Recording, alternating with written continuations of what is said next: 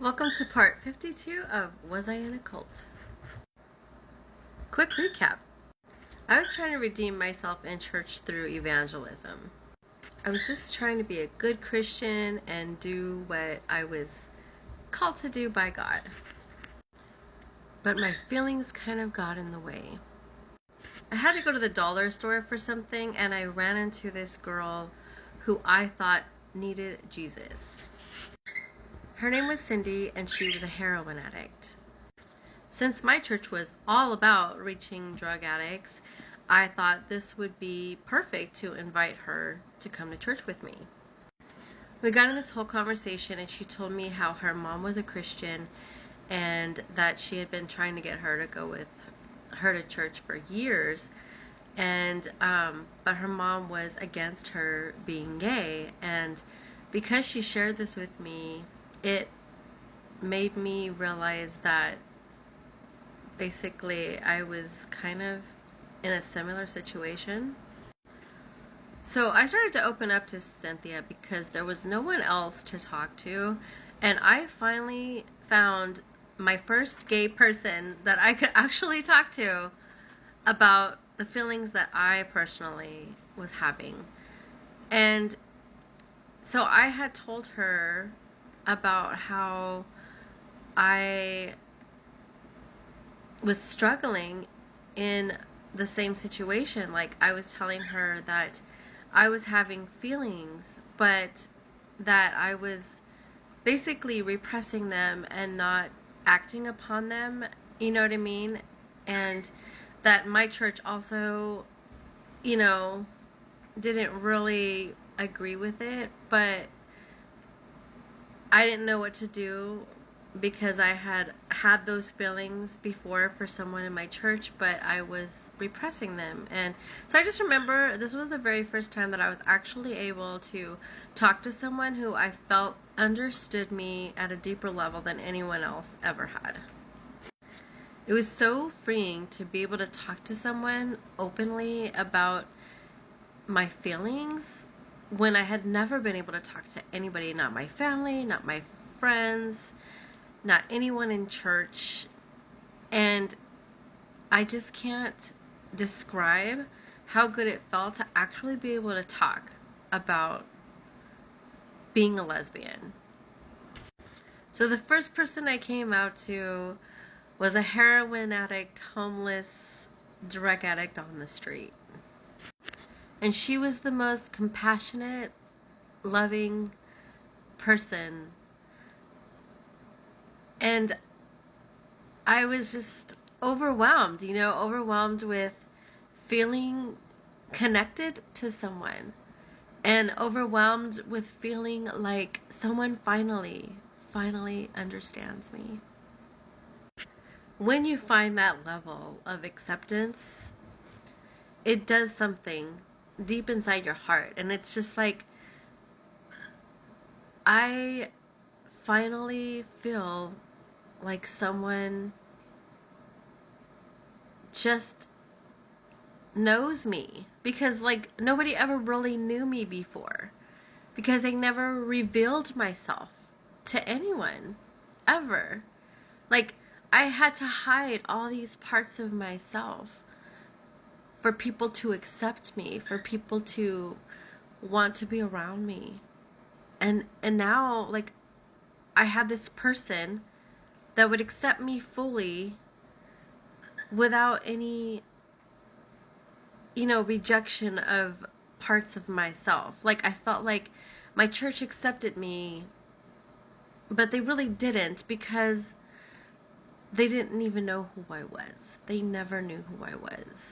I never allowed anyone to get to know who I really was.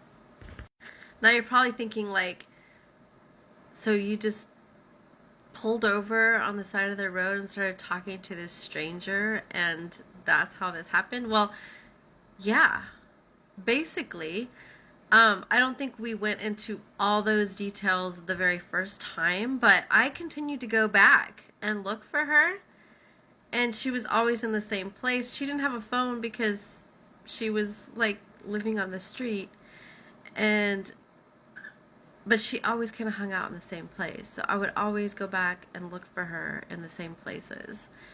And I remember I would go looking for her every day, either after, I think I was working at the time, so I think I would just go after work and look for her, and sometimes I'd just like buy her a hamburger or get her something to eat because she hadn't ate all day, or